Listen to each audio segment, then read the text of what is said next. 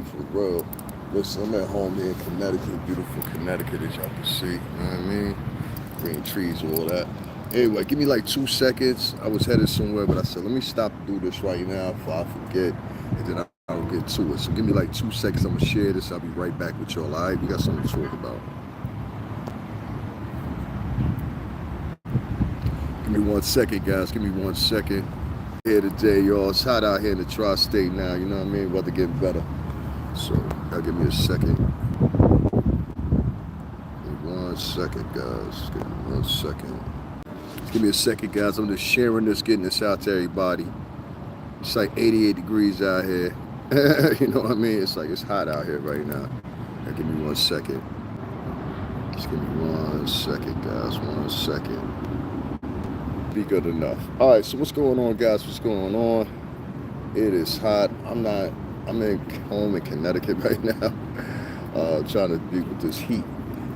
So listen, I took some attentive adjusting to a couple of vloggers I've already seen thus far, giving their interpretations of why Diddy should be found guilty.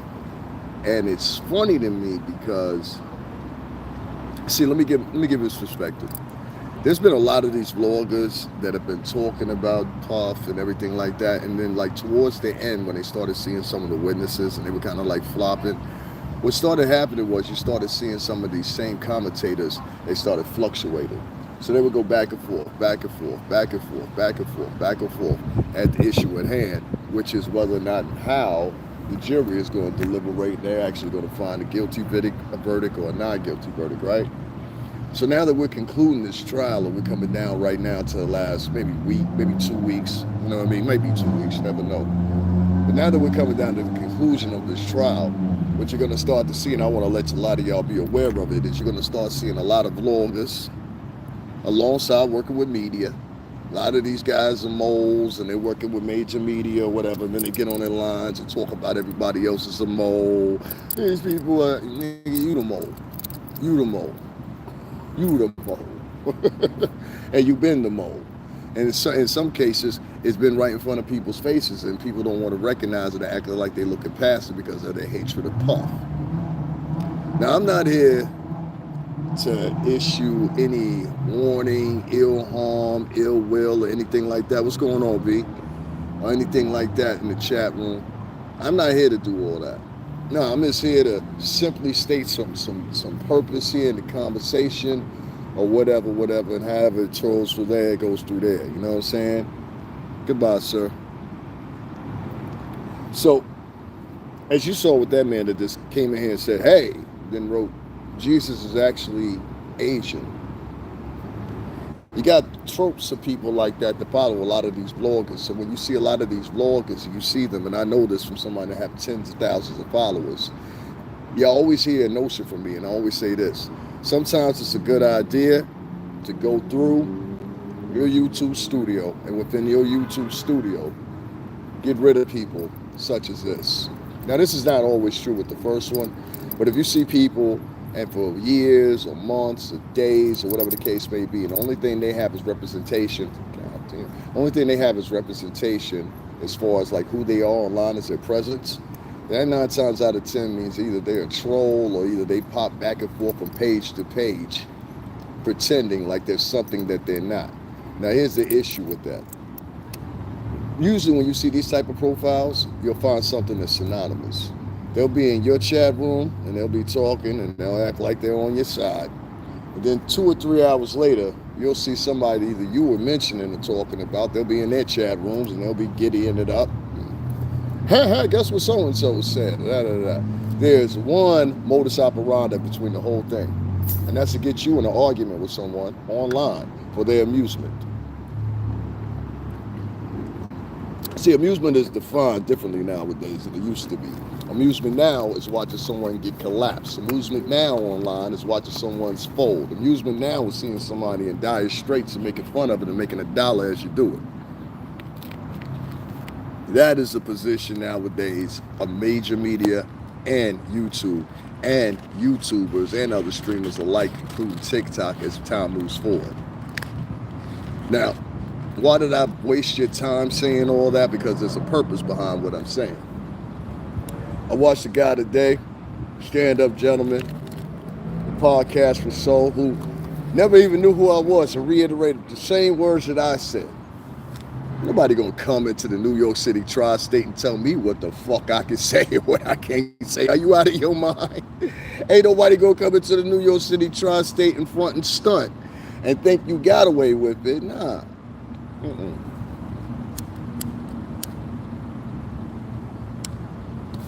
Nah, that don't happen.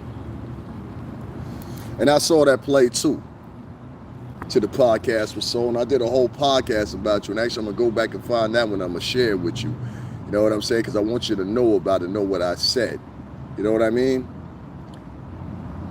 We got, and let me take it from the top.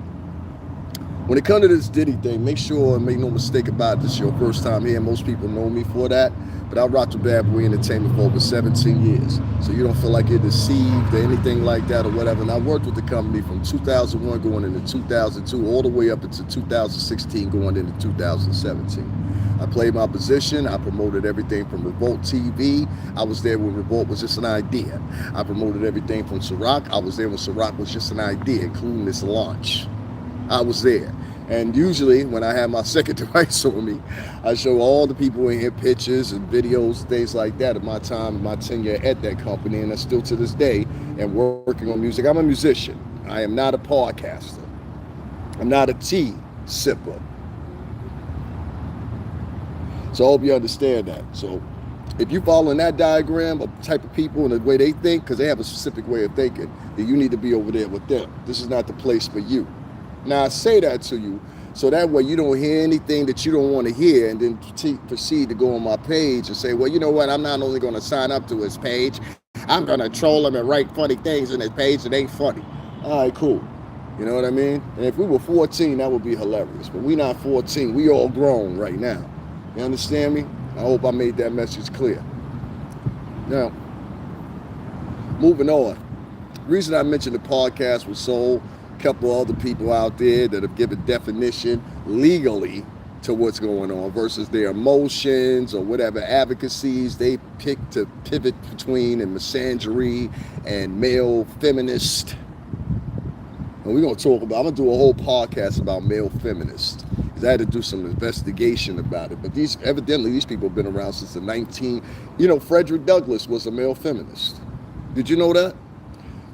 Amelia Earhart and Susan, I forgot what her name was, they actually paid for Frederick Douglass' funeral and procession. Yes, they did. The two women that were the founding members of the women's suffrage movement. One a contributor financially, Amelia Earhart, a store. But, yeah, they helped bury Frederick Douglass. Frederick Douglass was buried by the two women that started the feminist movement. Go do your Googles and look it up. You don't believe me? I don't sit here to, protest with people and all that. That's not what I do. So anyway, moving forward here, this is what I wanted to talk about. We've had testimony from three women, right? Cassie, Gia, or Mia, whatever her name is, and then the other one. That's how we're going to refer to her. And the other one. You know what I'm saying? All these women share one thing alike. Well, actually 4 or 5 things alike. So let me name all of them. For one, starting, this is going to sound narcissistic to a lot of people. A lot of people not going to like what I say. All three of these women are light complected. Now, y'all say, well, what does that mean? Well, that means a lot to audiences. How do I know? Because I spent over 17 years promoting music artists. And I know what it's like to look. What's going on, Tiffany? I know what it's like to look on camera. Now, nowadays, they don't care who looks on camera. They get ugly motherfuckers, big motherfuckers, you know what I'm saying? But the point is, the modus operandi most of the time is to keep somebody very attractive in front of the camera. And that's what those girls were, because not only would they be seen out with Puff, not only would they be on cameras with Puff, video and photography both, but also those photos would be archived. So that means they last forever. This is why I tell a lot of you girls when you choose to say you want to go on OnlyFans, I try to explain to you. That stuff lasts forever. Even if you remove the whole page, listen, I'm a guy, I'm here to tell you. it's going to be at least 6 or 7 guys to find some way to rip that video, rip that picture, or whatever off the internet, and it's going to be saved in their closet, whether that be a cloud storage, whether it be on there. You know what I mean? It's going to be there with them. So you can't escape it. So that would be one of the major reasons why he would want the most attractive woman that he possibly could have on his arm, because of that pure simple motion. You always have people taking pictures of you. So I think that was one of the, I don't know if that was a leading cause of why Diddy specifically picked these women to date or whatever, but it does ring a bell. And I know it rings a bell, and I'll bring it even closer into home with you. I remember, and this had to be back in 2013, 2014. And it started on World Star Hip Hop, believe it or not. And I believe Q was still alive at the time or whatever. And they had a discussion about it. And there was a whole bunch of dark-skinned women that was sitting around. They were saying, well, we mad because Puff just picked light-skinned chicks to be in the video. That's what they said, all right? Now, you can go back, you can check that out for yourself, and you'll find it very easily. You understand what I'm saying? And the group of women that were dark-skinned women and brown-skinned women, they joined up against Diddy and started protesting or whatever. And it was funny because not too long after that, it might have been earlier than that, not too long after that came Diddy Dirty Money. See, people don't know that story. You had to be around the company to know that story. But not even 2 years, maybe a year and a half after that came Diddy Dirty Money. And that was 2 chocolate girls and Diddy. So, let's give you a little history of what I'm talking about. Now, they amped up against him at the time. Excuse me, guys. Like I said, it's hot out here. They gained up against him at the time. He had different advocacies that were sitting around, and they were like, you know what I mean? Hey, let's get him out of here. They had a problem then. All right? This is very easy to find. And so he acquiesced, and then at that time, I would say Diddy Dirty Money made their launch. So there was no reason to complain anymore. You know what I'm saying? And like I said, it might have been a little bit before 2014. It might have been 2010, 11, or somewhere around there. I have to check the dates, but I think it was around that time. Anyway, moving forward, Puff has been under a lot of scrutiny all his entire life. And we guys all know the different situations that happened with the basketball. We know that. Sarkov, the Club New York situation. I was around during that time. We went to court with Puff at that time. You know what I'm saying? This is a fact. So this ain't the first go around I had going to court. You know what I'm saying? With Puff when he was in some shit. You know what I mean? And for everybody at Bad Boy Entertainment, I hope y'all take record of that too, motherfucker.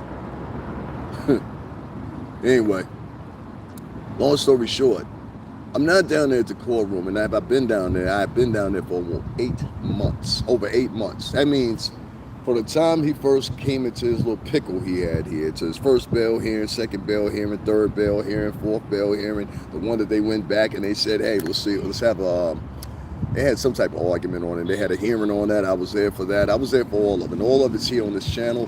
So the only thing you have to do is just click my live, scroll. I think I'm going to put them all together for you guys or whatever, so you guys can find it a little bit easier. But if you just go to my just scroll, you'll see it. And you'll see it, every last one of those situations I was there. And the reason I was there because I worked at this company for so long. That's close to 2 decades. You do realize that, right? So a lot of people, before he got arrested, and I want you to understand this, a lot of people before Puff got arrested and he's in the little pickle he's in, they were already upset with me. Now, I'm going to tell you why. I've had people come into my chat room and say, watch your language. Why are you worried about my language? It's my page. It's me that's got it monetized. I worry about my cursing. Then you got people that come in here and they'll say to you, you can't talk that way. You can't defend Diddy. I said, I'm not defending Diddy. But even if I was, who the fuck are you to tell me I can't? Then you got the third type that comes in here. That's the misandrous, man-hating sisterhood of big backs and unattractive women universal. Same thing out of them. You can't do that, and if you do, we're going to tell all the other black women not to support you either. That's how they roll. Then you got the fifth type. That's the men that come in, and these are usually men that depend on women for their livelihood. I'll say that one more time. These are usually men that depend on women for their livelihood. I had one fella one time, and I don't much have nothing with him no more. But I had one fella one time, he literally lived in his uncle's basement and was jumping online talking about everybody. It wasn't like he was there for a month or two. He had been there for years. Nigga, 30-something years old. You understand me? I don't never take quite, I was out of the house when I was 19 going on 20. I ain't never went back. I ain't never say, even during the pandemic, I ain't say, Mama, I need somewhere to stay. Mama. I said, I'll rough it out, and I did that. I filmed the shit here on camera. Y'all remember? I roughed it out. Because I ain't want nobody saying, yo, you came back to me, like, you know what I mean? Like, call it how you want to, whatever. And there was people that helped me out here via Cash App and stuff like that. To this day, I love y'all for that. But I also had people here that was trying to make fun of me, trying to joke me, and particularly they were black women. The majority, I say 89% of them were black women. Shocked the fuck out of me. No, not that I hate them. No, it shocked me. That's the position they took. And I said to myself, oh, wow, okay. So motherfuckers already had a temperament about me already for one reason or another. Some people ain't like the way I look. I ain't never had nobody in a motherfucking day in my life tell me some funny shit about the way I look. But all right, you know what I mean? And then I had to remind myself, sometimes you have to listen to who's saying it and look at who's saying what. You understand? For one thing I do know about Latins and blacks, Americans specifically, they're very jealous-hearted of each other very quickly. Instead of congratulating you or celebrating you, even if they give you a hug and embrace with some shit behind it. It's very rarely genuine. And I had to learn that. Now, shout out to my brother Dylon. Shout out to my brother Dylon. Dylon, what going on, you see? What happened, brother? What happened? Let's say man see a chat, you understand? Boss man talk you deal with. Boss man talk. Now I see it. Now I see it. I'll swoop it up, you understand? The message, brother. The message about righteousness. I see what I deal with. Them big man who owe your money but you respect them regardless. I see that. I'm gonna see that. I'm gonna say Chris, man, Chris. Dylon Dilly. Stand up motherfucker. Shout out to Dylon. You know what I'm saying? I watched him last night. He was on Art of Dialogue, and it was so funny because Dylon echoed a lot of the shit I've been saying for the past couple of years, but nobody wanted to believe him or us, and we actually worked at the company. So what I started finding out when it come down to this whole bad boy Diddy shit, these were motherfuckers that were waiting and they were waiting in the corners. You understand me? You got to dig what I'm saying. You know, like they were waiting in the seat. They was waiting, you know, like an old dusty mop rat. They was waiting for something to happen. They said as soon as something happened, they was just going to perch on it. But the thing was, these guys don't know how to chronicle time. And see, that's something we know how to do at Bad Boy. Now, amateurs usually don't know how to chronicle time, and I'm going to teach you what it means in a minute. Give me a second. A lot of these vloggers actually think, now, you're slick. And like I said, sometimes it's good to let your, it's always a good idea to let your adversary sometimes win for them, sometimes. Because it gives them the purpose of, I'm winning. And with winning usually comes bravado. Remember, like I said, I've been watching record artists for 17 years. Make it, break it, and then fucking lose it all. And I'm talking about how many artists do you think I saw in 17 years going through 3 different distributors? What is it about the music industry you think I don't know? What they were mad at me about, and I'm going to bring this all full circle because you got to understand this to understand my position. What they were mad about wasn't the fact of what I was saying. What they were mad about was the fact that I was attached to Bad Boy Entertainment, and reluctantly enough, they weren't. And it hurt some people's feelings. It makes some people realize, here's this guy, he's got an actual counter argument than what I have. But the thing is, how can I really argue with him? Because I don't have any accomplishments that help him. Not a one. Most of these guys that blog, if you go check them out, you really go check them out, like they try to do these in-depth searches on everybody else, you'll find a couple of things. One, a whole heap of these, I say heap, I borrowed that from 5150, shout out. Yo, There's a whole heap of motherfuckers on here that didn't graduate or have a secondary education. Not even partially. Let's start there. One more time. There's a whole bunch of these bloggers that y'all listening to talk about very intricate subjects that they're not privy in, they never had experience in, they're unaccredited, they're unaccomplished, their work history equates to the local fucking Starbucks. And y'all listening to them about an industry that they never been in. Both the lawyer industry, specifically, because that's what it counts to here.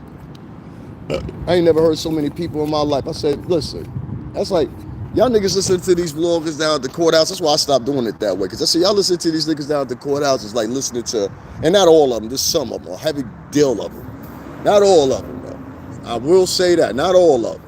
You know what I'm saying? Not all of them. Not all of them. But a lot of them. Down at that courthouse, down there pretending like they know the law. You ask them to read statutes, they give their interpretation of the statute, not actually what the statute says. I used to tell y'all and read to y'all exactly what the statute says. They just point to the statute, and then they give their own interpretation of what's within the statute of the law, or within the realms of the rule. Like I pointed out a million times to y'all, Rule 412, which was going to be very pertinent in this case. If you saw it, it was displayed the whole time during the case. Rule 4444B, which was exhibited the whole time in the case when I told y'all at that time. I said, listen, they're going to use Rule 404, Rule 404B, and Rule 412 to counter. And the reason they're going to use both of those specific statutes is because they follow something that they're trying to establish in the RICO, which is reputation. Reputation. Now, if you go look up both of those statutes right now, Rule 404 and Rule 404B, what you're going to quickly find out is both of those laws, as long as hell as they are to read out, and I read out both of them, I'm not doing it again. It took me an hour and 45 minutes on a solo live. Y'all can just put it in there and then search engine, it'll come up.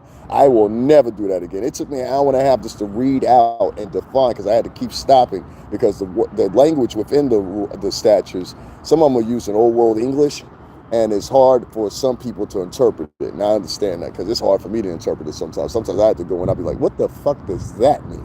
Like, you know what I'm saying? I'm sorry, I know how to pontificate, but I didn't grow up around speaking to kings and the kings. You get me? So, you know what I mean? I'm a pretty much well-spoken guy, but I'm plain spoken. You know, I like being plain spoken. That's how most of the folks here in Connecticut, well, the end I grew up in Connecticut are anyway. You know what I'm saying? Like, plain spoken, shoreline folks. Everybody know everybody pretty much, you know what I'm saying? So anyway, long story short, moving forward, these individuals, since they couldn't get me with the wordplay, they couldn't get me with the hundreds of videos they made about me and clips and shit that I seen them. I had one person made a whole channel about me. Now y'all asking me, why do I say all this? All this came and stemmed from me being associated with Bad Boy Entertainment. Can you believe that? Not because they hated me, not because they didn't like me, not because I said something wrong, not because I did something personally to them. No. This was all because of one reason, and that reason is this, because of my association with Bad Boy Entertainment. The other day, I showed up down at the courthouse. I decided to come on a Tuesday. Good thing I did. I heard that courthouse was closed on Wednesday. It's a shame. It's a shame. But I showed up down there on Tuesday. I stayed most of the part incognito. You know what I mean? I stayed most of the part incognito, I think. Just want to share with Shaq. Y'all give me 1 second, guys. I'm just sharing this real quick. Give me 1 second. Hold on. Let me see if somebody donated. Deborah, thank you for that $10 donation. I appreciate it. She's still here. Thank you, Deborah. And guys, make sure y'all hit up the Cash App, support the channel. I'm gonna throw that up on the screen. I have to look out for myself. But I'm glad a black woman is seeing it the way I'm trying to tell y'all and explain that to y'all. The reason I'm trying to explain all this to y'all, because I'm trying to tell you it was a coordinated attack. That's what y'all not getting. And a lot of y'all don't get that because you don't think like us. What do I mean like us? When I say like us, I mean there's a certain way in the system. You can learn something from this right now. So if you think a lot of times these bloggers, they all talk in the same elk and the same octave. Guess what happened today? Let me read out what the transcript said. Or the blah blah blah blah blah blah blah blah blah blah. And you go and you look, and it's like 20 different bloggers, and they all saying the same thing. Even out of the top tier bloggers, they all saying the same thing, because they don't have any experience within this industry. They're novices. They're learning on the job. As I had to learn on the job when I first covered the Jonathan Majors case now 2 years ago. And some of them are even coming to my page trying to see what my pizzazz is so they can adapt it and use it for themselves. So the podcast was sold. Watch for that. Watch for it. Watch for it. Watch for it now. Watch for it.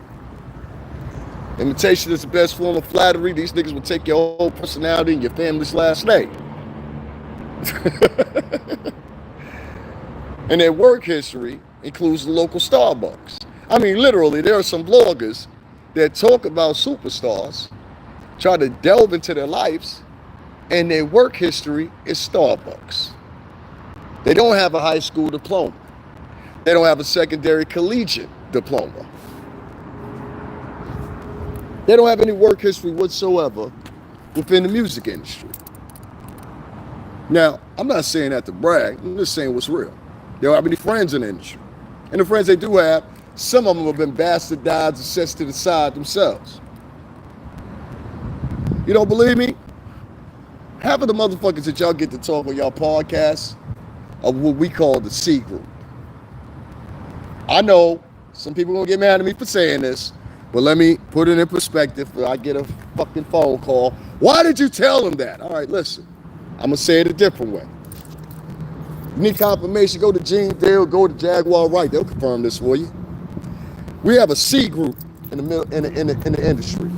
And usually, some of the C group or C plus stars, they start out in the A factor. Most of them, in fact, start off in the A factor. And what happens after that is, slowly as their star starts to deteriorate, they either hover at B or they maintain A. Now, if you drop down to C, it's three things. Now, C, let me give you an example. That's when you get the Vegas residency. All right, I know it's going to hurt a lot of people, but that's when you get the Vegas residency. Now, when you get that Vegas residency, or they come to you and they say, hey, we got this new, what do you call it? What do you call those shows? I forgot how you call them. They've been in existence for so long. But you know those reality TV shows? Or reality series that are on YouTube now, which is funny. What they'll do is they'll tell you, you're going to these two anchors right here. Now, the reality TV shows, they're for two sets of people. They're for people that need an opportunity and a chance to come up, like you once saw Cardi B utilize that. Or they're made for people that are on their way out. C-list. All right? So a lot of these people that y'all get to talk on y'all programs, or y'all want to go out and talk to, or even amp to talk to you, are considered C-list in the grander scale of things. Now, if you need one example of that, one person that ain't even C-list no more, but has now been adapted to a new list called the D-list, is Lil Rod, respectfully. He know that himself.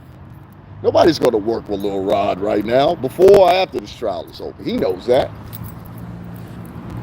And whatever you're going after or whatever, hey, man, I'm not in the way of it. I'm not in the way of it. You understand? So you can get that out your mind right now. But like I said, and to put it in perspective, I ran into you down at the courthouse, remember? I didn't say hello to you, but I said hello to your little friend who's a blogger, Tisa Tells. Remember that? That was on a second day, I believe it was, maybe the first day. I don't know, might have been 1 or 2. Nah, it was actually longer than that. It was like probably the 3rd or 4th day. Yeah, 3rd or 4th day.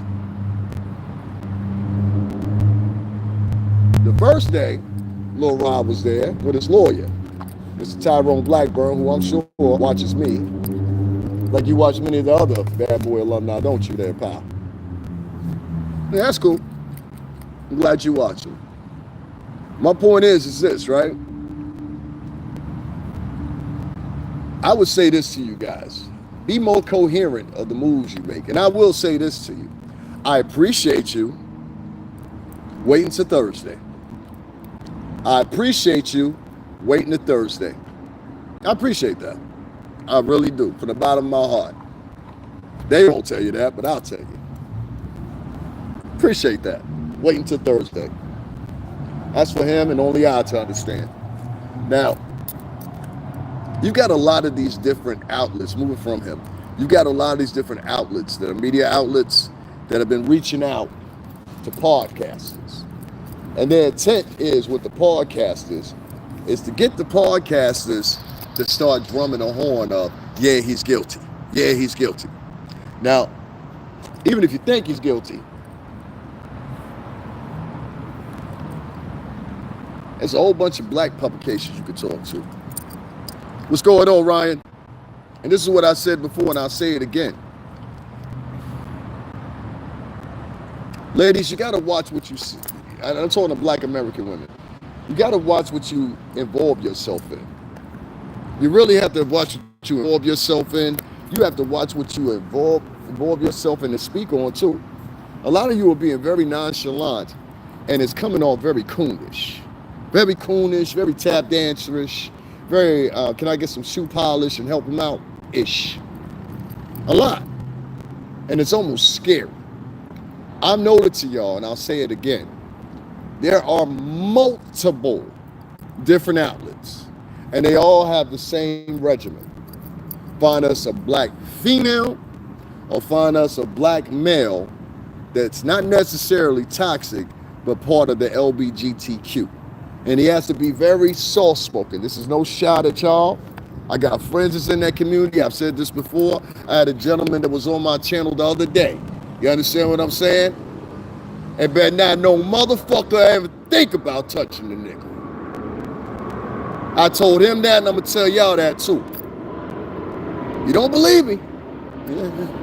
I know. And you know why I said that? Because that kid, he kept it fair. Kept it fair. And that's what a lot of these bloggers down there, they don't do. In the 8 months that I had been down there covering this case, and shortly before that, if you guys are not familiar, I covered Trump's case, and I covered before that, what's the name, Jonathan Major's case, the whole 2 weeks and a day. And I remember at that trial, particularly with Jonathan Majors, which was in the same vicinity, I covered it inside the courtroom and outside, as many of y'all know if y'all was here. And if you're not, just put my name in, DAVINLEWIS. Just put Jonathan Majors. A litany of videos will pop up for you guys here on YouTube, and probably 3 or 4 other sites. But I covered that case, and I remember one thing specific, and this is what I say about the black trials and the difference between these 2 trials versus Jonathan Majors. Jonathan Majors appealed, like Puff, internationally. Jonathan Majors, even now in comparison, wasn't as much of a star as Diddy was. But one thing that sat with me, and I kept bringing it up then 2 years ago, I said, how come there ain't no black people down here? When I say there was only myself, another guy that was Latino, and he was Puerto Rican. And then there was another guy who was a good buddy of mine who stopped coming down to that trial too. He's from Associated Press. And I'm glad you did stop coming down there. I really am. And so it was funny because we were the only 3 minorities in there that was covering the Jonathan Majors case. And I said, well, where are all the niggas? When Puff first got arrested, and I was down there, if any of y'all remember, especially if you long-term listeners of mine, to the 5, almost 6 years I've been on here, you remember when I was down there for the hearing, the first hearing for his bail hearing, shortly after he got arrested. And I covered that. Excuse my French, wasn't a nigga in sight. Second bail hearing. It was 2 or 3 niggas, black and Spanish. Third hearing. Started getting a few more, but wasn't none of your favorite bloggers. Wasn't none of your people to come in here and say, I'm a truth teller, blah, blah, blah, blah, blah, blah, blah. It was when I did the second live, and still ain't nobody broke that except for one vlogger. One vlogger. I did 372,000 views in one sitting. At one time, I had over 4,000 people on my podcast listening. And so I said, that's what it was. So as the trial started nearing, there was one last hearing. And that hearing at the time, and I'm trying to tell you, I go out to a lot of people. You don't see a lot of people in here right now, but trust me, my views fluctuate. One week I got 140,000. Next week I got 15,000. Just you got to keep up with YouTube, I guess. I don't know. I don't really have time to do it. People don't donate to me because my name has been not even salvaged. It's got a lot of niggas that's fearful of me. I like that. I don't want you to love me. I got people that love me. I don't want you to love me. Nah, I don't want your love. Never want your fucking love. Anyway, listen, because it's fake love. I got real people that love me. Let me tell you, I text my little brother right now. He's in Vegas, right? Little bro's in Vegas. You know what I'm saying? Or somewhere like that. I text him this morning, right? I can argue with that motherfucker 15, 20 times or whatever. It's going to be the same thing. All right, where the fuck we going next, bro? What the fuck we about to do now? We still headed over there? You know what I'm saying? Because that's family. So that's what I mean by that. I don't want to hear none of that fake friend shit. That's why I tell y'all niggas down at the courthouse. Start getting out of that mode this week. A lot of these motherfuckers, I know New York temperament. A lot of these niggas ain't gonna never talk to you again. You think you made friends. A lot of these niggas ain't gonna talk to you again. Thank you, Ahmad. So, what we got now, hopefully, y'all make sure I'm financially straight. Thank you, Deborah, for that $10 donation earlier. I appreciate that. And thank you, C, for that other donation of $15. I appreciate that. Salute to you too, Ahmad. Ahmad always here with me, rocking with me. What they're trying to do now is, and I've seen this, and y'all just pay attention yourself. Every time that they talk, you have a white commentary. It can be a white woman, a white male. This doesn't go inclusive with all white people, all right? I live in Connecticut, trust me. I grew up, most of my later adult years, well, not even adult years, early adult years. It really wasn't late, it was early adult years. It's been spent here in Connecticut.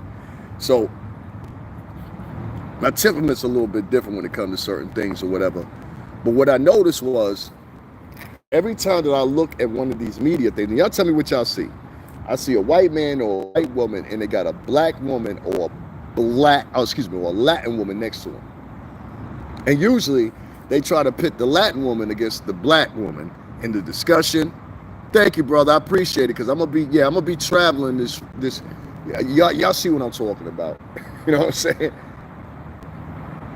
Your boy still got y'all, but do y'all got your boy? You understand? Pay some motherfucking respect to me. I was the first motherfucker down there, and continuously. But anyway, and these new Elka motherfuckers that showed up about 3 or 4 weeks ago, not all of them, but some of them, a whole heap of some of them, but not all of them. Some of them I actually took a liking to. At first I was like, what the fuck kind of shit you want? I ain't gonna lie to you, you know what I'm saying? Like niggas was gonna tap you on the shoulder. Different way though. You know what I'm saying? Hey, yo, Sean, can I talk to you for a minute? I don't know why niggas act like that can't happen, but alright. You know what I'm saying? Anyway, no, we're not talking about it. We're not talking about that. Listen. I'm seeing black females, Latin females, and it's always a white head commentary on multiple different media lines. And on each one of these media lines, what I'm noticing is it's anti-Diddy rhetoric. Now, I'm not saying you can't have the conversation. What I'm trying to say is know what you're being used for. And once you're used, they will toss your ass out in the garbage too. Now, only thing you got to do, if you want to know a history of the motherfucker, I'm helping you niggas out, all right? If you want to know something about the history of any of these networks, just go look at the people they fired. And look at the people that sued them. And then look at the reasoning the people fired those people, and the reason people sued them. I bet you won't be on that motherfucker no more. Bet you'll see the set then. See, a lot of people don't even know what the Red and the Blue Network is. Let me tell you about this. I learned this in college.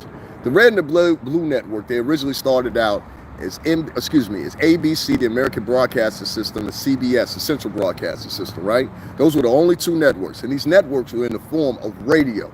They were used in the form of radio for one solid purpose and one solid purpose only, which was what? Reporting on the war. For people back home, so they would know that people are all right, and you know what I'm saying, stuff like that. Now, they made their ascension around about the late 1930s going into the 40s, and they were further used for, once again, covering the war. I'm trying to tell you the history of these networks so you understand something. It wasn't until 1950, late 50s going into 1960s that you started seeing multitudes of different media. It was just those two. Later on came NBC, maybe 15 years later, 20 years later. NBC was one of the last created. You understand what I'm saying? Metro Goldwyn Mayer was a precursor for NBC, a lot of people will say. But anyway, long story short here, these multitudes at different, I don't know if you want to say networks or whatever, which are really consideries. Like basically you got an NBC and then you got NBC Chicago, NBC Miami, NBC this one, NBC that one, NBC Yo City. Cover sporting events. That was the other thing they covered. They covered races. They covered a lot of things, but it wasn't necessarily, how can you say it, featured programming. You understand what I'm saying? Or slot programming. Slot programming means like this show comes on every Tuesday at 9 o'clock. And it has a fixed slot. Meaning you're guaranteed whether these people like it or not, at least for this year, you're going to see this show. You understand? So yeah, that's a fact. That's a fact. Anyway, long story short, it seems like the narrative that a lot of these, it's exempt, or maybe three of them. Law and crime, they don't seem to do this. Nor does the black female commentator that they have. She's very fair. I got to see her the other day in person. I hadn't seen her in a long time, looking as beautiful as she always does. That's a stand-up girl right there. You understand? Stand-up girl. No vicious intentions, no vicious soul that I can detect. So shout out to Law and Crime Network. I've been following you guys for a while. I think you do a good job over there. I think you're objectionable, but you're not partial. And that I can respect. Also, I want to give a shout out to another network, and it's somebody that surprised me. You know what I mean? And a lot of y'all gonna hate me for saying this, but Roland Martin. What's going on, Tina Gray? Roland Martin, he ain't doing a bad job.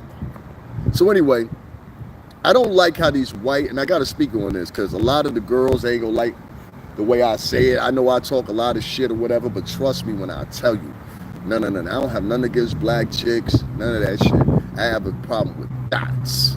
I have a problem with troublemakers. I have a problem with people that like to initiate riots damn near. You understand what I'm saying? And embarrass us as a collective down at that courthouse, which some of y'all have sequentially, like without effort, not fail, to the point where niggas just like, yo, let me go across the street now. Let me go over here. At least over here, I know I'm safe over here. You know what I mean? That's crazy to me. And these bloggers that came down there, they created that environment, and now they're partnering up with people on major networks. Partnering up with people on major networks, and they're giving their own diatribe of what they saw or what they heard happen in the court. And many of y'all know it's biased as hell. Especially one little cute little light-skinned gal. That fucking broad. You should be taking off after the case is over, right? You should be taking off, right? All right. Yeah, you should be taking off. She should be taking off, right, Jean? She should be taking off after the case is over. Day 2? Yeah? All right. Anyway, long story short here, right? Shout out to Gene Dill, man. Word up. You know what I'm saying? Big Midwest. That nigga know we gonna hold him down regardless. But she should be gone like a day or 2 after the trial, right? Right, Gene? All right. So anyway, listen, right? I hope that's good too. Anyway, long story short, right? You got these women that are partnering with these podcasters in some cases, and in some cases, major media. And they're sitting up there and they got a directive, it almost seems, and that directive is smash puff however reason you can, however you can, whenever you can, at any time of the hour if you can. I see people up at 2, 3 o'clock, 4 o'clock in the morning, they're cozy in their bed in Bruckenheim, fucking Ohio, or what you call it, Texas, talking shit about the New York City tri-state, making fun of there's some people that are here covering that case right now that are standing in front of the courtroom, especially one particular chick, sitting out there trying to make fun of Mark Agnifilio's accent. Mark Agnifilio's accent is contestant of the New York City tri-state. How dare you? Imagine if I was sitting in front of a Cali courtroom, right? And I was like, hey, listen, Loke, you know what I mean, Loke? This third case, cuz. You know what I mean, cuz? Y'all would look at me like I was crazy. But niggas in New York, y'all soft motherfuckers out there on the Campains, some of you, don't say nothing. Including the New York niggas that's down there. It's niggas from New York down there. I had to take count. Niggas is talking about, yo, how can I get an interview with the California blogger? I'm upset with y'all niggas too, because y'all niggas ain't even hold down the city.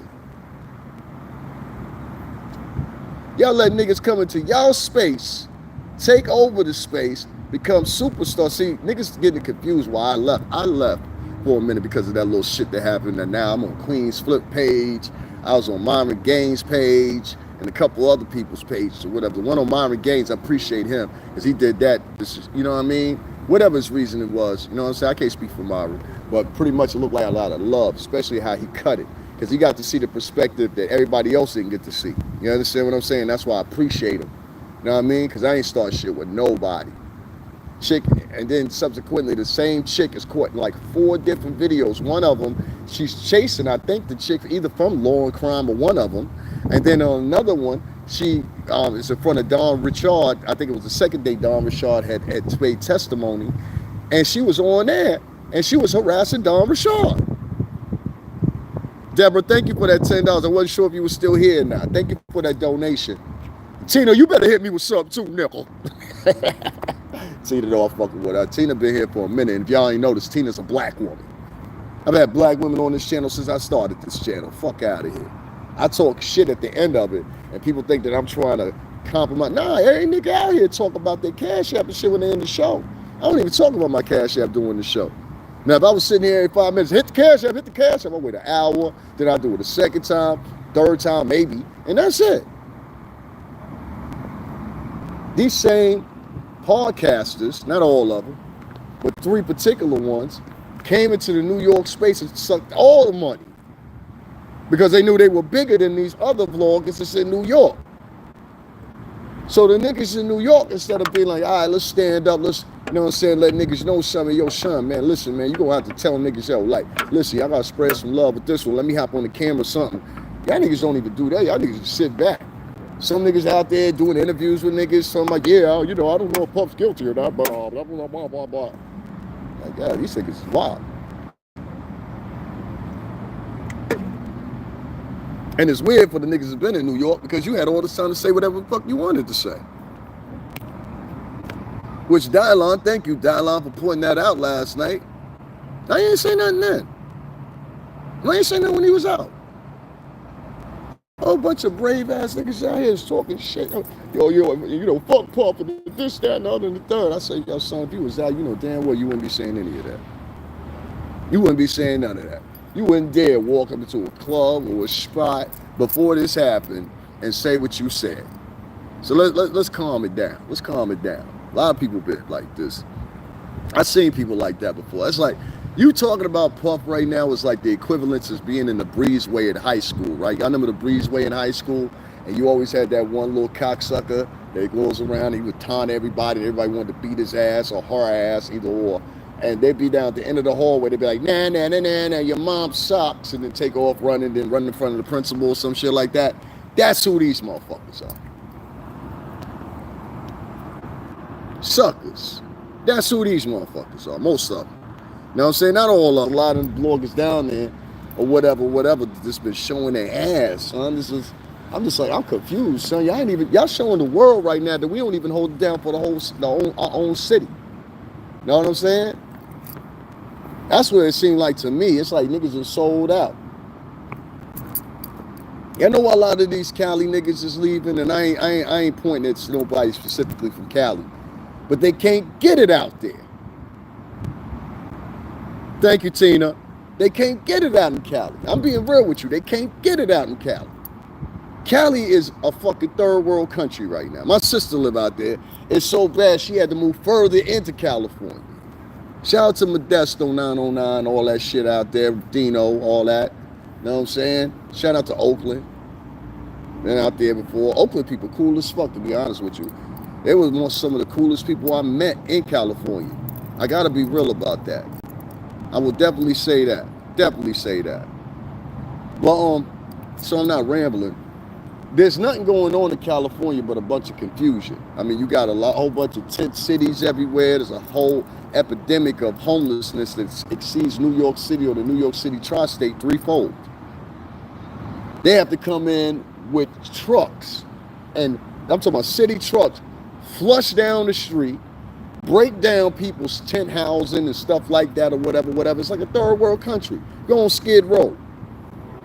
That's what you niggas should do. All you niggas from New York, hop on a plane like them niggas did and go cover Skid Row. You'll get thousands of views for that shit. Trust me on this. Better have your little tour guide with you because you ain't from the area though. I would suggest that. Because unlike niggas here in the New York City tri-state, them niggas out there will press you just for being from the East Coast. Ain't that funny? I seen a couple niggas trying to set up shop in New York. I'm like, yo, what's going on? Ain't nobody saying nothing.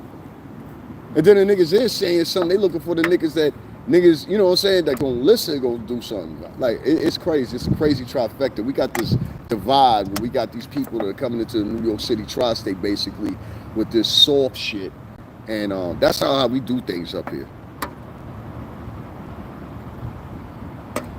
We don't do all that soft talk shit. Somebody came in here before, it's like, can you talk a little bit nicer and all this shit? Man, bitch, I don't talk like that. You'd rather me talk like this. Many of y'all got older brothers and uncles and shit like that and older cousins that talk just like me. And y'all respect them. You know why you respect them? Because he told you the truth. That's why. It might not be the way you like the truth delivered to you, but nevertheless, it's still the truth. I saw so many of these bloggers down there. Like I said, I ain't attacking y'all niggas, man. Y'all be easy. But at the same time, I got to address it. Niggas is down there partnering up with motherfuckers.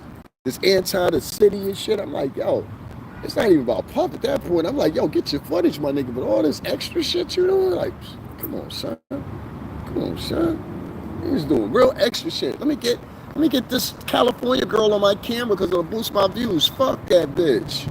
Get your views up. And the way you get your views up is doing what you do. You notice I never had nobody on the camera unless I invite them on here. And when I invite them on here, I don't invite them on here for nothing. I had Denat on here the other day. You understand? I think it was Tuesday. I had Denat on my camera, and I rarely, if ever, have podcasters, nevertheless, anybody else on my line, unless you connected to me directly. You know what I'm saying? I let Denat come up and speak his piece, and I wanted to speak a piece for him. I was like, yo, a lot of people be doing this dude wrong, and they be trying to do the same shit. They had a whole little campaign with him, same thing. Don't donate to him, don't support his channel, this, that, and the third. There's other podcasters that don't like him, whatever. What the fuck are you doing? Nothing. I can always run into you this way. What the fuck? Hold on. I gotta catch the train real quick on this word. You bullshit. You need a light? Yeah. Thank you, buddy. How you been? It's the same old shit, man. Doing a fucking podcast right here. It's my friend. Say what's up. What up? Alrighty. See you in a minute. All right, easy, brother. Later, brother. Yep. All right. So when you turn back and you look at it, and you see all these people that are down at the freaking what's the name, at the courthouse or whatever, and they're covering the case and everything like that, and I'm just like, yo, we got this litany of New Yorkers that are down there covering the Diddy trial, and none of y'all, not one of y'all from the New York City tri-state area got anything to say. This is a positive notion. Everything is negative. Well, y'all spent your years growing up in your adolescence listening to this man's music. Now, I'm not saying that I want that to counter your thoughts or whatever you seem perceived, but I just want to run this down to you. The reason you have major media joining in on the circus and trying to get people to sway their opinion or whatever the case may be or what's going down right now is for one major reason. They want to see this man convicted. Why do they have to put in extra effort to see this man convicted? Well, I'll answer that for you too. The reason they're doing this is because of pure simple fact, this is the last round, and I believe the prosecution is up either Monday or Tuesday. And maybe possibly by Monday afternoon, you might see your first defense put in their effort as far as a counter in their arguments of what's going on here. You got to remember, we subsequently, for the past, JF was popping. We subsequently, for the past couple of weeks now, I think almost 5 to 6 weeks, heard nothing but the prosecution's case. That's it. Y'all do realize that, right? So you've heard a one-sided view of what's going on. And based off of one-sided view, this is why I know a lot of these guys are novice. Because most people will tell you, you can't never go up a one-sided view. You have to hear what the defense has to say. Now, I know this, and I learned this when I first covered, like I said, 2 years ago, the Jonathan Majors trial. I learned a lot then. Counter-arguments, cross-examinations. I was the first one out of the courtroom before even the news popped it up, and I was on my line. And I was telling people how, I think, what was her name? Sandra or Cedra. I can't pronounce her name to save my life right now. But she was, her name is Middle Eastern or Indian or something like that. Pia Chaudhry, I think that's what her name is. Pia Chaudhry. She was the one that was Jonathan Major's lawyer at the time. And she had put up something, and I think this should have been presented, it was presented partially in Diddy's case, but now I don't think to the abundance that it could have been, which was at this point, they wanted to limit how much media, or social media to be more specific, interaction that not only the jurors had, but people had.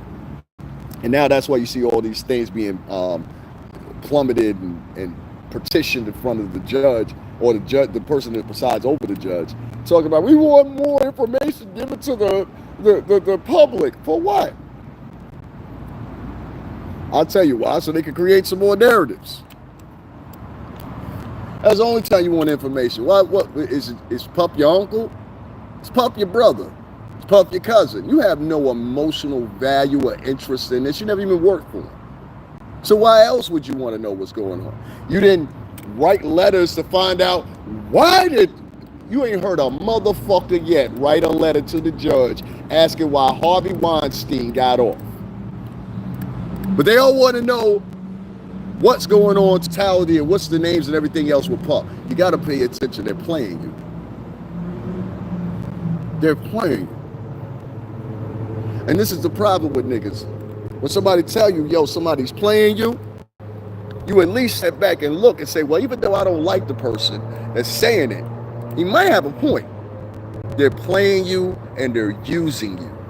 And once you're used up, they're going to toss you away and they're never going to want to speak to you again for 95% of you.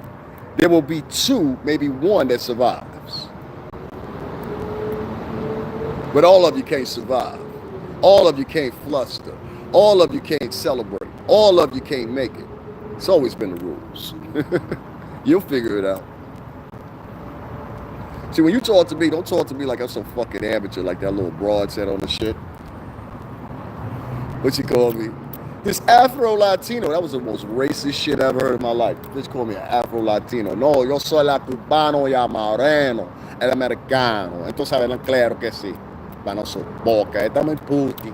Oye, puti. ¿Qué pasó contigo, puti? But I represent both. I find the term Afro-Latino, I find that insulting. Even people in the Caribbean find that insulting. That's where you find the bulk of black Latinos in the Caribbean, not Latin America, like so many people think. But that's another conversation. Anyway, long story short, I represent both and always will. All right? I always will. Y'all heard white folks come in here and talk about content. It was some white dude here the other day I cussed him out. He was like, yeah, you're on my side. I was like, but nigga, fuck you too. I don't know if y'all hear that podcast. I was like, oh, no, don't try to play that one. I'm just sitting there telling them how they're trying to play them. Now you gonna try to play me and say, well, he's along with, nah, I ain't with that shit.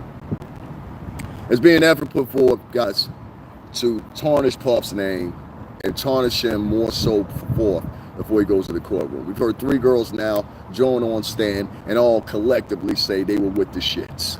We have white reporters that are esteemed reporters, that are veteran reporters that are coming up with the same conclusion. So I'm not going to listen to some blogger for all shits and purposes that was sitting in the goddamn bedroom, the car, the kitchen, or whatever the fuck else. Never tried a case. All those people are down at that courtroom, and I don't give a goddamn what none of you say. When they saw me get almost 500,000 views on his second fucking whistling, that's when they got down there. And I did that in one sitting. I didn't have to let it sit for 2 or 3 days. I did 372,000 and sitting at 450,000 now.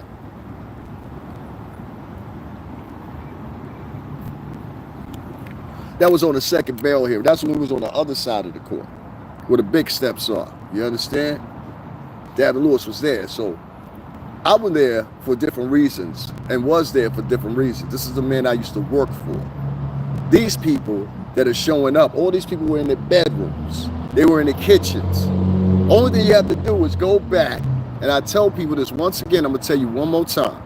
The only thing you have to do, all right, listen to me one more time. The only thing you have to do is go back and listen to some of your top vloggers that's talking about the case, and you're going to see three things in common. One, they wasn't talking about Puff all the time. That's going to be the main thing. Second thing you're going to find is they all unilaterally were in their kitchens, their bedrooms, or their cars. You're going to find that out very quick. The next thing you're going to find out is their subject matters were varying depending on what's going on. I don't do that. I don't necessarily just talk about shit to get views. Sometimes I talk about stuff and some people are going to get it, some people aren't. It's just the way life goes. So, in conclusion of this little short live, like I said, I'm not going to take too long with this one or whatever. That's why I didn't even go too much in the title and all that, whatever. Be aware, pay attention to how many different major media commentators that are white or white female, white male or white female, and I'm not saying that they're racist, because sometimes they just have an objective. And being racist and having narratives and being racist, they sometimes they muddle the lines, sometimes they cross paths perfectly. Just depends on what day it is sometimes. And that's for everybody out there, you know? Everybody. African American, Latino, Middle Eastern, Asian. You know, all them times when y'all crying about racism too? You're like, where are the people that have to help us? Well, you shit on them the whole time in your regular life there wasn't nothing going on. That's why I see why some African Americans, regardless of I'm half Cuban, I see why some African Americans feel the way they feel. And I'm going to talk about that too later on. I see why they feel. You can't ask a group of people to come to your defense. Latin Americans, not Caribbean Latins, but Latin Americans. You can't ask a group of people to come, because that's usually most of the people that are out there marching. You can't ask a group of people to come to your defense and you sit around half of the time making fun of the same people that are Americans, the same people that their senators are out there fighting for you. There are black senators out there fighting for the Mexicans and Ecuadorians and everybody else out there marching. And now constituents with it, because this is not to be funny. Most Latinos don't have any political power. So it's just bravado. You can't change shit. The only two people that have any power to change anything in this country is 38% of the House of Representatives is black Americans. That's the National Black Caucus. And the rest of them are white. And the whites and the blacks, they got so much of a history together, they're going to work for each other's benefits before they work for Latin benefits in most cases. I think that's the thing with a lot of Latinos, they don't understand. When it comes to white Americans, black Americans have a closer relationship with them than you ever will. And the reason they do is because they've been around them for almost 400 years. They've raised their kids at one point in time in history. They fought beside them in wars multiple times in histories up to this day. So there's a different type of camaraderie when it comes to a certain group. I'll say a certain group of white men. This isn't going to condemn a racist white man or racist black men, because there's a lot of racist black men too that preaching racism. And I'm going to talk about that in the future too, but because it's not good for the culture. You're making these kids believe they could go to war and they could start a war with white America and they're going to lose.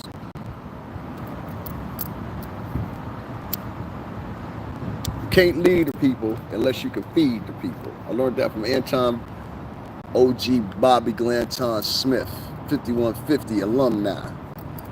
Learned that a long time ago. He had gotten that from, I forgot who it was. They might have been Fred Brown or one of them two, Jim Brown or one of them two, but I think he got it from Jim Brown, and that was just something collectively they use. You can't lead the people unless you can feed the people. There's a lot of people that try to use YouTube to lead the people and take money from the people.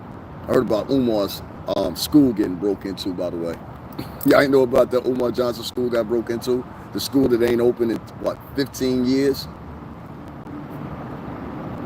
How much money did that guy raise up? Like millions of dollars? Somebody tell me in the chat room, how much money did he end up raising? Because to me, it looks like an insurance flip. Like, let me give you an example real quick, and then I'll go on about my business. If somebody says that somebody broke into their school and they have insurance prior on the school, 9 times out of 10, the school's not open. That's the underlying factor here. The school's not open. The school has been unopened for over 15 years, but it's purchased and it's listed as operational. There's electricity in there, etc., etc., etc., to give you all means and founding that this place is operational. Not only operational, but it actually has day-to-day. It has a contingency of different classmates and things like that. That's not the case at the school. So all of a sudden, somebody broke into the school, vandalized the school, whatever the case may be, and what do you think he's going to do? He's going to file for the insurance. That's what he is. The new thing with black people in this YouTube thing that has happened is a lot of people have been able to get up on here and hustle people. A lot of people got over here and been able to convince people that they should exchange their opinion for actual facts.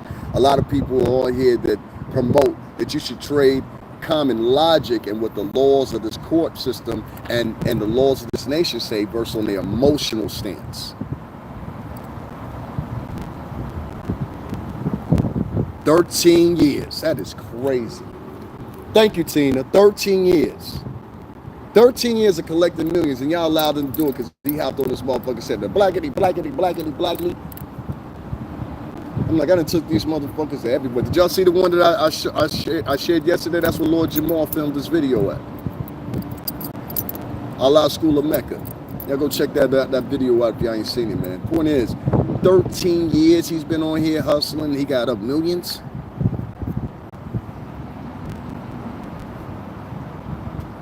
I see a thing with black people. They seem to like whoever can talk the most slick. They like, let me give you an example. So a lot of people grow up in poor neighborhoods or whatever. And so sometimes what they do is they idolize people from that neighborhood, from that background. They don't have to be great, but a lot of times they idolize people from bad backgrounds. Sometimes they idolize, we went through a whole period where people idolize all these drug dealers and shit. And I think maybe our generation may have led to that. Because I sold some of them DVDs. I used to go down and buy them and resell them or whatever, the Cocaine Cities, the Come Up DVDs, all them joints. And on them joints, they had stories about drug dealers. We were glorifying them, you know what I'm saying? Pee Wee Kirtland said, I want to be glorified as a drug dealer. A lot of other people. We didn't tell the story, but it became glorification and we started celebrating them. As we move forward, I think what's happening now in black and Latin culture has become very much a culture of violence, hatred, and fucking hustling. Now, me being a real hustler at one time and really being in the streets and really holding around, being the stash guy for the fucking biscuit and all that, you know what I'm saying, including biscuits that was bigger than me. I had this motherfucking 4-5 nigga, that shit probably would have blown my leg off if it went off. You know what I'm saying? Had that shit right in my back, 2 belts on. Let something happen out here. My crew used to go tell me, yo, go to the fence real quick. Just hide the shit in the cuff of the fence. 3 of them. Heavy duty joints too. All 3 of them gonna lay you down, but the 4-5, that was for the special occasions. Big silver joint. This motherfucker, the nozzle on that bitch was crazy. And when it fire, boom. You know what I'm saying? Knock your whole hand back. You know what I'm saying? You have to hide that motherfucker with 2 arms. You don't fire that pistol with 2 arms. You gonna, if you like, and I ain't even gonna front. If you like my size, you might, you know what I'm saying? You might dislocate your arm or some shit like that. The kickback on that bitch is serious. You know what I'm saying? Anything over a 45 caliber, the kickback on them is crazy. You know what I'm saying? You getting a 50 caliber, you might even need somebody to help you to hold the motherfucking joint down, because 9 times out of 10 it's gonna be mounted. I'm yet to see a pistol formatted 50 cal, and if they do, stay away from that nigga if you get mad. Stay away from that. Whoever own that shit, stay away from when they get mad. And never mind that. Anyway, long story short, that was the shit that I was into, you know what I mean? I'm not proud of that shit. It was a long time ago. I wouldn't change my life around. I didn't grow up like that or whatever.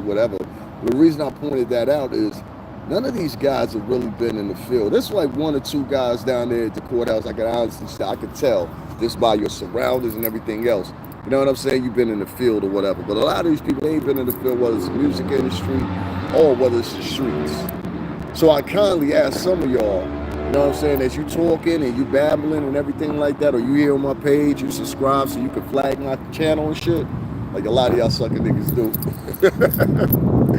Oh man, y'all don't know the collective efforts that go in with African Americans nowadays to sabotage somebody's page.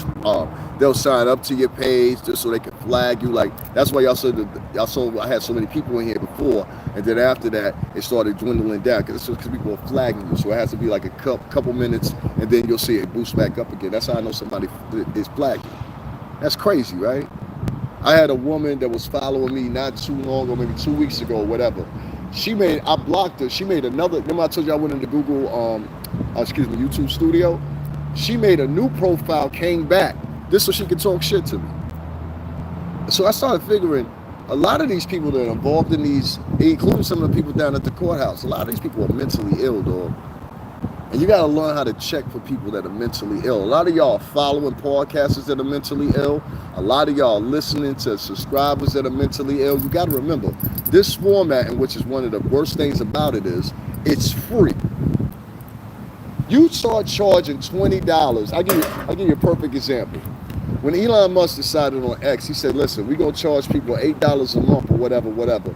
You saw a whole plethora of people to say, yo, you know what, I'm out of here. I'm out of here. $8. Let me tell you what you do. Start charging people $20 a month to $15 a month to utilize YouTube's all its benefits. And quickly you'll see something that I see. You'll see all these raggedy motherfuckers. You'll see them leave. Make it $5 if they want to sit back and make comments a month. What you'll see all these raggedy motherfuckers leave. See, the biggest advantage and why you've seen all these sucker motherfuckers pop up here on YouTube is because this bitch is free. It ain't hard to tell. You heard? So when you got a format that's free, of course you're going to get a whole bunch of suckers, mentally ill motherfuckers, whatever. I know how to sniff out somebody's got mental illness. It ain't hard. Usually you can tell by their speech, or usually you can tell it by their patterns of how they walk and move and things like that or whatever. They also put up extra effort a lot of times to start things in society just for no reason. So believe me, I know when I see it. The problem you got on YouTube nowadays, guys, and I think most of it is speared from this. You got people on here that not only get a free account, but they get the free account and they get to talk about whatever the hell they want to talk about, whenever the hell they want to talk about it, however they want to talk about it, and then divvy it out to the people. And it's like, it's dangerous.